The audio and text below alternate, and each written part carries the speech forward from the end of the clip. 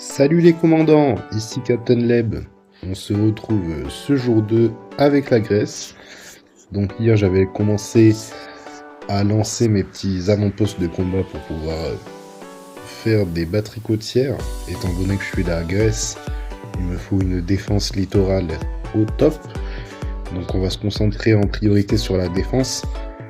Comme vous pouvez voir, j'ai lancé des batteries côtières un peu partout pour sécuriser le détroit et la mer.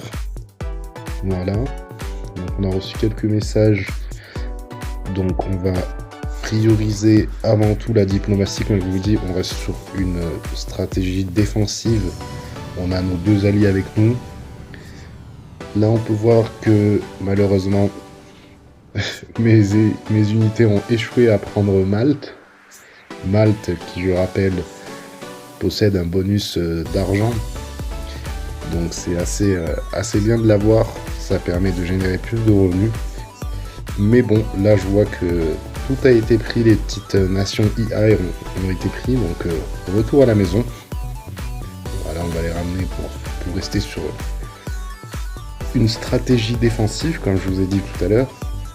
Donc hop, on va vérifier un peu tout ça. On va lancer aussi un port. Hier on avait lancé des frégates, donc on va lancer le port. Malheureusement j'ai plus de ressources. Donc il faut bien vérifier en début de partie le marché.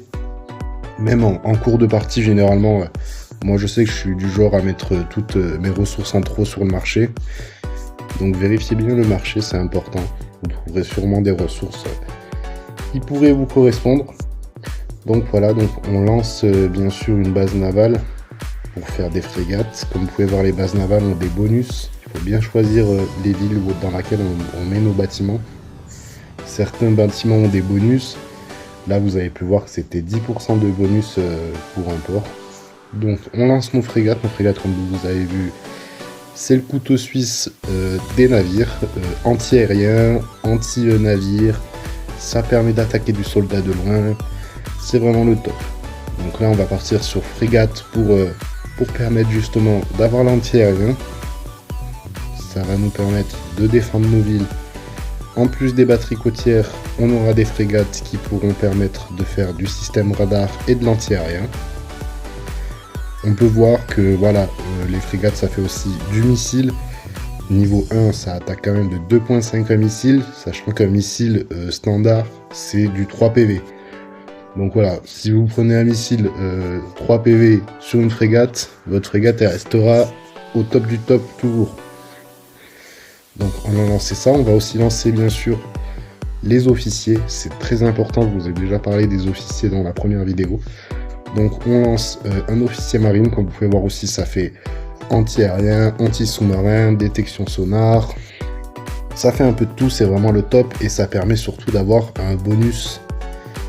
Donc quand vous assemblez des officiers avec des unités, là c'est un officier marine plus des navires, vous avez un bonus d'attaque de 5%, un bonus défense de 5% et la vitesse qui est accrue de 5% aussi. Donc voilà, les officiers c'est vraiment quelque chose qui est top, qui permet d'accompagner nos soldats dans tous les combats et c'est vraiment le top du top. Je vous conseille vraiment, ça coûte pas très cher et dès le début vous pouvez en produire, les améliorer. Donc ensuite on met ça en construction, on vérifie un petit peu ce qui nous reste en ressources.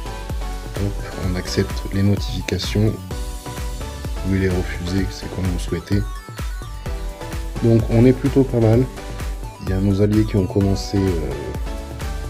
Hop. Là on peut aussi le journal, donc vous pouvez voir tout ce qui se passe sur la map, qui attaque qui, quelle unité a été perdue, donc c'est très très bon pour faire du renseignement. Par exemple, vous savez pas quelle unité a votre ennemi, vous regardez un peu dans le journal et vous allez voir, il a perdu tel ennemi, il a perdu tel truc. Donc vous savez un petit peu ce qu'il y a. Et vous pouvez aussi bien sûr écrire des articles. Donc on reste poli, on reste courtois. Voilà, c'est la base de tout article, on va dire. Qu'est-ce qu'on dit un petit peu? Donc là il y a nos Bulgarie qui a commencé la Turquie, ils nous avaient prévenu hier. Donc je pense qu'il devrait plutôt s'en sortir. Turquie n'a pas fait de bâtiment exactement, c'est un débutant.